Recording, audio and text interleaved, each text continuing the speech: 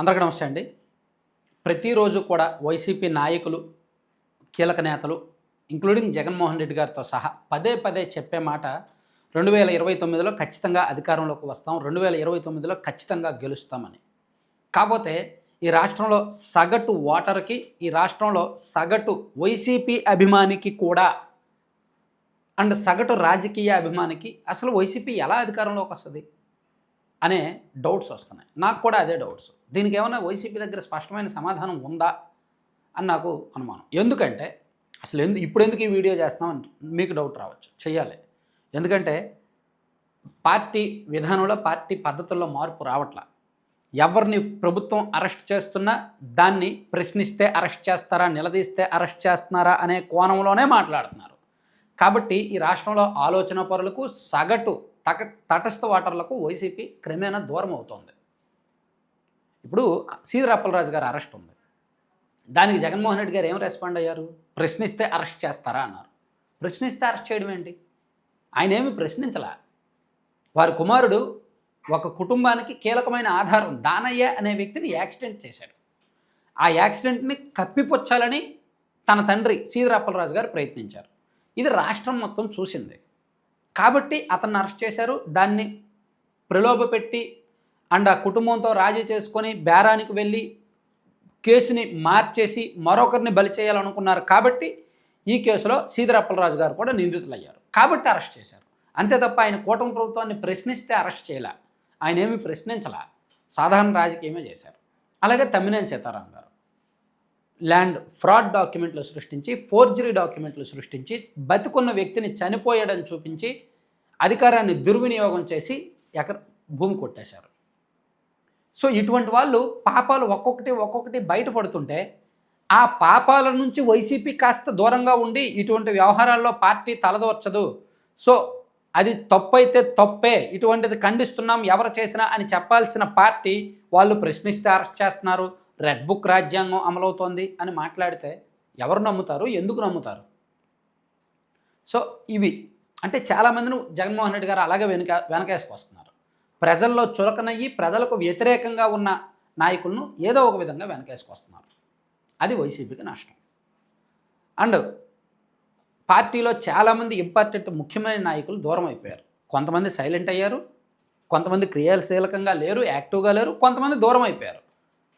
రేపో మాపో మేకపాటి రాజమోహన్ రెడ్డి గారు కూడా పార్టీ వీడే అవకాశం ఉంది. జగన్మోహన్ రెడ్డి గారితో పాటు ఎంపీ పదవికి రాజీనామా చేసి ఉప ఎన్నికలకు వెళ్ళి హైయెస్ట్ మెజార్టీతో గెలిచిన మేకపాటి రాజమోహన్ రెడ్డి గారు గత కొన్ని సంవత్సరాలుగా వైసీపీలో సైలెంట్ ఉన్నారు. ఆల్రెడీ వైసీపీ ఆవిర్భావంలో జగన్మోహన్ రెడ్డి గారితో పాటు పనిచేసిన కీలక నాయకులు మోపిదేవి వెంకటరమణ గారు పార్టీలో లేరు, బాలినేని శ్రీనివాసరెడ్డి గారు పార్టీలో లేరు, విజయసాయిరెడ్డి గారు పార్టీలో లేరు, ఉమ్మారెడ్డి గారు ఇన్యాక్టివ్ అయ్యారు. అండ్ ఇప్పుడు ఈయన మేకపాటి కూడా దూరం అవుతున్నారు. ఇలా చాలామంది కీలక నాయకులు, ముఖ్యమైన నాయకులు, జగన్మోహన్ రెడ్డి గారికి సన్నిహిత విధేయత ఉన్న నాయకులు దూరం అయిపోయారు. సో ఇప్పుడు ఉన్న వాళ్ళందరూ కూడా పార్టీ ఏదో స్క్రిప్ట్ ఇస్తే మీడియా ముందు మాట్లాడే వాళ్ళే తప్ప ప్రజల్లో బలం లేని వాళ్ళు, అంతగా పనికొచ్చే వాళ్ళు అయితే కాదు. మాటకారులు ఉన్నారు, బట్ పనిచేసే వాళ్ళు లేరు, చేతగాళ్ళు అయితే లేరు. ఇది కొంత కష్టమే. ఈ నాయకత్వంతో వెళ్ళడం కష్టమే. పోనీ పార్టీ వ్యూహాలు ఏమైనా ఉన్నాయా? జగన్మోహన్ రెడ్డి గారు ఏమైనా జనంలోకి విపరీతంగా వచ్చేస్తున్నారా? ఈ 2 ఏళ్లలో జగన్మోహన్ రెడ్డి గారు అసలు ఎన్నిసార్లు జనంలోకి వెళ్ళారు? ఏ సాధారణ ప్రభుత్వ వ్యతిరేకత మీద ఫైట్ చేశారు? ఎక్కడికి వెళ్ళినా ఒక షో చేయడము, సీఎం సీఎం సీఎం అని అరిపించుకోవడము, రప్ప రప్ప అని ఫ్లెక్సీలు పెట్టడమే తప్ప పనికొచ్చే ఇష్యూ మీద సహేతుకమైన రాజకీయం ఉందా? లేదు. ఎక్కడికి వెళ్ళినా షో కనిపించింది. మొన్న భీమవరం వెళ్ళారు, ఆక్వా రైతుల పరామర్శ అని పేరు పెట్టారు, కానీ అది డైవర్ట్ అయిందిగా. అది డైవర్ట్ అయ్యి జనం నుంచి షో చేశారుగా. అలా ప్రతి చోట కూడా ఇటువంటి షో, ఇటువంటి పబ్లిసిటీ స్టంట్లు ఎక్కువైపోతున్నాయి. అసలు ఉద్దేశం దెబ్బతింటోంది. అలాగే రాజధాని విషయంలో క్లారిటీ లేదు. కడితే కూల్చేస్తారు.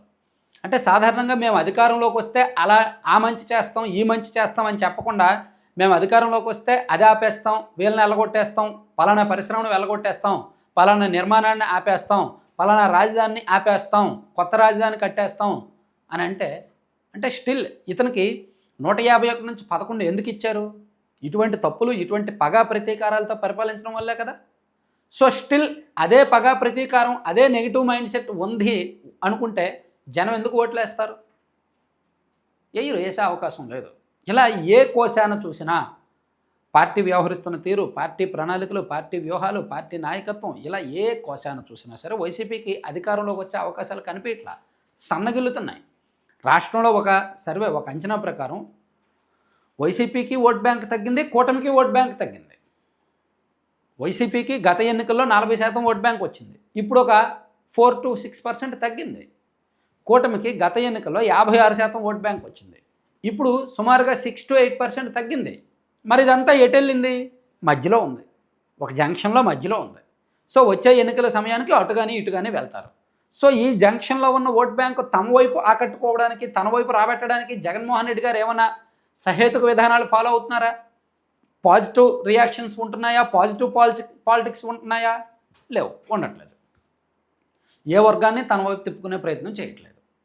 స్టిల్ తన మీద వచ్చిన వ్యతిరేకతను, తనను జనం రాజకీయంగా పాతాళానికి ఎందుకు తొక్కేశారో తెలుసుకోకుండా, ప్రజా తీర్పును గౌరవించకుండా, విధానాలు మార్చుకోకుండా, పద్ధతులు మార్చుకోకుండా స్టిల్ అదే వెళ్తున్నారు, మూర్ఖత్వంతో వెళ్తున్నారు. అది వైసీపీకి చాలా నష్టం చేస్తుంది. అసలు ఏ కోశాన్ని కూడా వైసీపీకి అవకాశాలు ఉండట్లేదు. ఏకైక జగన్మోహన్ రెడ్డి గారి బలం ఏంటంటే, ఈ రాష్ట్రంలో ఏ రాజకీయ నాయకుడికి లేనంత మాస్ ఇమేజ్ జగన్మోహన్ రెడ్డి గారికి సొంతం. అది పెద్ద బలం జగన్మోహన్ రెడ్డి గారికి. ఇక రెండో బలం ఏంటంటే, గ్రామీణ ప్రాంతాల్లో కొన్ని వర్గాల్లో అసలు కూటమి వాళ్ళు వెళ్ళి 5 లక్షలు ఒకసారి చేతిలో పెట్టినా సరే ఒక 6 నెలలు అయ్యేసరికి ఎన్నికలు వస్తే వైసీపీకి ఓట్లు వేసే జనం ఉన్నారు. అది బలమైన ఓట్ బ్యాంక్. అది జగన్మోహన్ రెడ్డి గారికి వైసీపీకి ఉన్న గ్రామీణ ప్రాంతాల్లో ఉన్న బలమైన ఓట్ బ్యాంక్.